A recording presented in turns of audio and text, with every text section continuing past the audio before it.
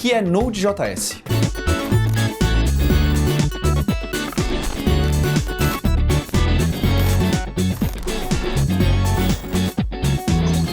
Meu nome é Paulo Silveira. E eu sou o Mário Souto. E o Node.js para mim parece ser uma praga que infestou a internet inteira e que hoje a gente não consegue nem afastar, porque às vezes eu tô desenvolvendo ou brincando com algum código que não tem nada a ver com JavaScript, não tem nada a ver com o back-end do Node, alguma coisa, e tem um NPM com Node em algum canto. O que é esse Node? O Node, eu digo até que ele não infestou de uma forma negativa, ele infestou de uma forma positiva. Isso você que diz. Bom, antes de a gente entrar nesse ponto do positivo ou negativo aí, o Node, ele é uma plataforma que usa o JavaScript como linguagem para fazer as coisas rodarem. E você fica meio, como assim, plataforma para as coisas rodarem? Pensa que o ambiente que roda o JavaScript na sua máquina provavelmente é o navegador, e dentro do navegador ele tem um carinha ali chamado de V8, que é o motor que lê e interpreta o código JavaScript. Uma engine como essas que rodam no browser. Exatamente. E aí, um cara chamado Ryan Dahl estava fazendo um projeto dele e tudo mais ali por volta de 2011, 2012, e ele queria muito que uma linguagem que tivesse os comportamentos que o JavaScript tem, esse lado assíncrono, o lance de não ter a tipagem muito fixa e tudo mais, ele queria esses recursos, uma linguagem que rodasse fora do navegador. Ele queria fazer o projeto dele meio mais na linha back-end ali e tudo mais, via terminal conseguir rodar as coisas, e ele viu que, se eu juntar o V8 com outra paradinha um pouco mais hardcore ali, que eles chamam de libuv, com uma biblioteca que ela abstrai a parte de acesso à rede, acesso a arquivos, outras coisas que as linguagens de back-end têm por padrão e que o browser não tem, ele fechou isso num programinha instalável que você, depois de instalar ele na sua máquina, consegue via o seu terminal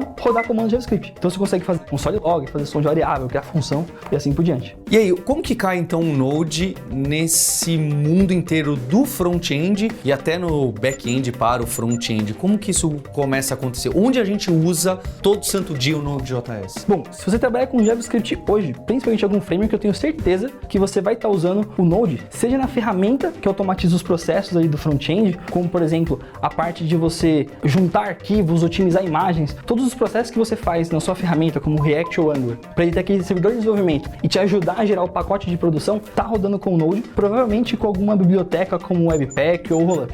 E também algumas bibliotecas, aquelas que minimizam CSS, trocam JavaScript e preparam essas coisas, são escritas em Node? Elas são escritas em JavaScript, e aí essas bibliotecas rodam em cima de alguma ferramenta maior, como esse Webpack que eu citei anteriormente aqui, tudo ali no ambiente do Node, e você consegue automatizar bastante as coisas do dia a dia no front-end. É legal até de comentar que essa ideia de automatizar processos, principalmente no lado do front, veio muito do pessoal do Ruby, só que, por exemplo, tinha uma ferramenta lá que é o tal do SES, né, que a gente mexe ali com CSS, ele dá superpoderes pro CSS ali. E ela veio do Ruby, só que às vezes pro pessoal de front-end, que mexe só com HTML, CSS e JavaScript, mexer no script em Ruby tinha um certo atrito. Quando o Ryan Dahl veio com a proposta do Node, o pessoal que mexe com as coisas mais de front descobriu, meio que deu muito poder para essa galera, porque a mesma ideia que você tem de manipular array, objeto, trabalhar com funções e variáveis, você pegando um pouquinho de conceito da base de lidar com servidores web ali, você consegue fazer magias automatizando coisas ali com o Node. E hoje o que me parece é que toda hora a gente tem esse tal do NPM. O que é esse NPM? Que a gente fica toda hora escrevendo NPM install sem saber direito o que tá fazendo. O NPM, ele é o lugar onde a gente guarda todas essas bilhões de bibliotecas JavaScript que surgem por segundo, que ajuda a gente a conseguir tanto automatizar os processos, quanto tem ali também os frameworks e outras bibliotecas que ajudam, seja você lidar com uma máscara de campo de texto no front-end, ou a lib que faz o seu esquema do banco de dados ali na parte do Node. Então tá tudo lá, tem coisa de front, coisa de back, coisa de infra, tudo lá no NPM, e você consegue instalar via o tal do NPM install. Em especial, ele ganha muito popularidade por causa de algumas dessas bibliotecas, porque eu não sei se o Angular, ou se o React, ou se alguém, quem é que, poxa, olha, já que essa biblioteca famosona usa o NPM install para você instalar, logo todo mundo precisa do NPM e isso ajudou a popularizá-la. Quais são essas bibliotecas, frameworks principais, você já citou até o Webpack, que a gente usa muito ou são muito grandes que ajudaram a popularizar o NPM e o Node em si? Nessa parte de popularização, se a gente for pegar do lado mais de back-end ali, de criação de servidores web, o Express sem dúvida foi uma das que mais ajudou a popularizar. O que eu vou falar agora é meio contraditório, mas meio que pensa que de uma forma muito rápida, com 9 linhas, você consegue criar um servidor web e cuspir JSON ali para você meio que montar a base da sua API. E como a gente está nessa transição de toda aplicação tem web, tem a versão mobile e você precisa fazer APIs, como o JSON já é baseado no objeto do JavaScript, é muito prático para quem às vezes não tem um conhecimento tão alto de trabalhar com dados assim, conseguir manipular o objeto do JavaScript, adicionar algum valor que você pegou do banco de dados, ver algum driver e tudo mais, e ter uma resposta para o usuário. Então essa praticidade do Express trouxe muita gente para o JavaScript, e aí isso só foi aumentando quando o pessoal do front-end começou a trazer as ferramentas de empacotamento e tudo mais, todo para esse ecossistema do JavaScript. Então, eu acho importante falar também que a gente falou do React, do Angular aqui, mas elas não estão rodando no Node ali propriamente, né? Elas são bibliotecas do front-end que estão lá no NPM. Para a parte do back-end mesmo, para quem trabalha ali, você vai ter ferramentas para você criar ferramentas de linha de comando, dá para criar ferramenta de linha de comando em cima da ideia do React, tem uma lib chamada Ink que ajuda a fazer essa paradinha. Para quem trabalha com as ferramentas da Zite, que é uma empresa super famosa também no mundo do JavaScript, o CEO deles criou várias libs populares, ela usa isso em algumas ferramentas de linha de comando deles, e no fundo é meio isso, o JavaScript trouxe o poder para muita gente que às vezes não tinha um conhecimento de como fazer o back-end ou CLIs, do front-end conseguir ter um atrito menor para fazer essas coisas. E aquela crítica que a gente sempre ouve, ou crítica ou informação, que é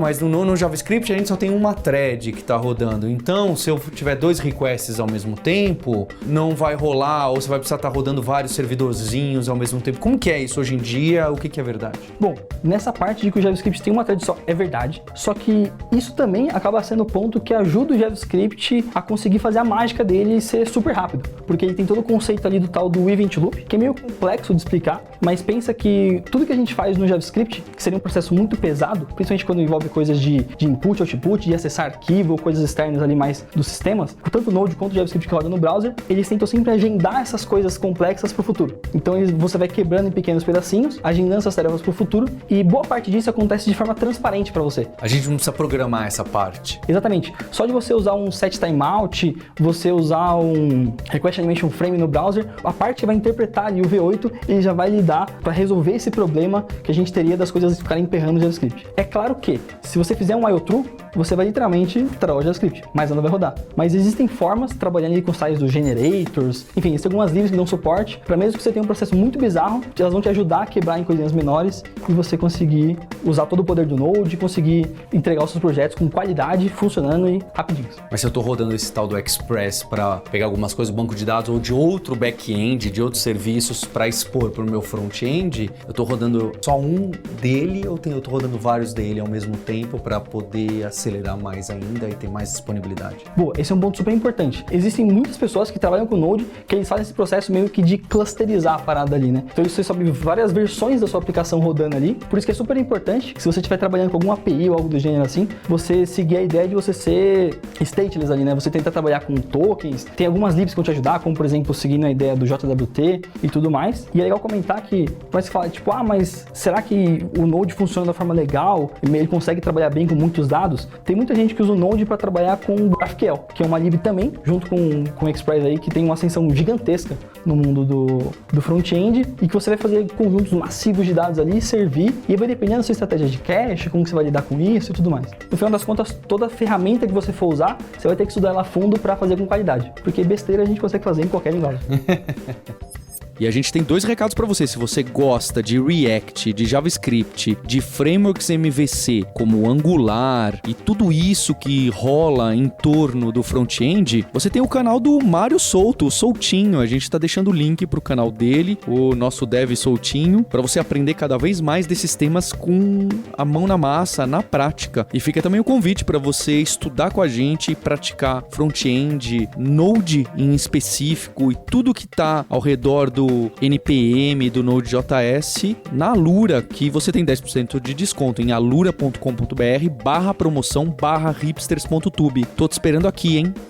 Peraí que eu acabei de receber um push que tem uma nova lib aqui, JavaScript, sendo criada para resolver justamente o problema que a gente conversou agora há pouco. Outro NPM install para resolver um NPM install. Essa é a beleza da recursividade do JavaScript, né?